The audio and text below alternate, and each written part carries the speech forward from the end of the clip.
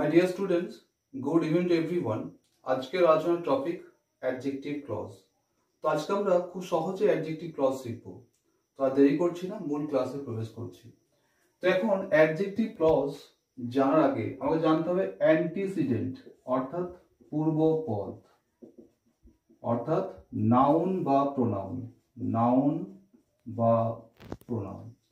তো এখন এই who, what, which, whose, that, where, when, where, how, where, when, why, how, এই যে ক্লজ মেকার গুলো রয়েছে, এই who, what, which, whose, that, where, when, why, how, এই হু এর আগে অর্থাৎ এই ক্লজ মেকারের আগে যদি অ্যান্টিসিডেন্ট বা এই হু এর আগে যে অ্যান্টিসিডেন্ট বা পূর্বপদ থাকবে সেখানে অবশ্যই ব্যক্তিবাচক নাউন হবে। অর্থাৎ হু এর আগে যদি ব্যক্তিবাচক নাউন থাকে তাহলে অ্যাডজেক্টিভ ক্লজ হবে।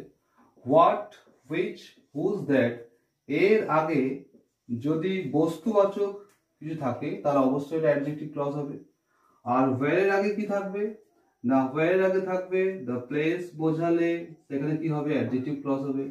ওয়েন এর কি বোঝাবে, দ্য টাইম বোঝালে সেটা হবে অ্যাডজেক্টিভ ক্লজ।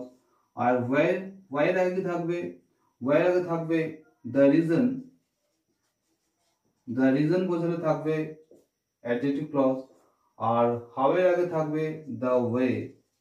তাহলে কি বোঝালাম যে হু এর আগে ব্যক্তিবাচক থাকলে অ্যাডজেক্টিভ ক্লজ হবে। হোয়াট, হুইচ, হুজ, দ্যাট এর আগে যদি বস্তুবাচক কিছু বিষয় থাকে বা বস্তুবাচক থাকে তাহলে সেটা অবশ্যই অ্যাডজেক্টিভ ক্লজ হবে। আর যদি ওয়্যার এর আগে যদি দ্য প্লেস থাকে সেটা অ্যাডজেক্টিভ ক্লজ হবে। ওয়েন এর আগে দ্য টাইম থাকলে সেটা অ্যাডজেক্টিভ ক্লজ হবে। ওয়াই অর্থাৎ দ্য রিজন থাকলে তার আগে ওয়াই এর আগে যদি রিজন থাকে তাহলে সেটা অবশ্যই অ্যাডজেক্টিভ ক্লজ হবে।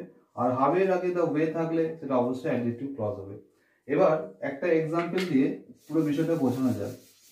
তো একটা এক্সাম্পল আমি দিচ্ছি এখানে,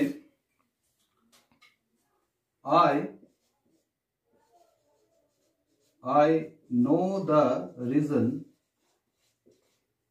the reason why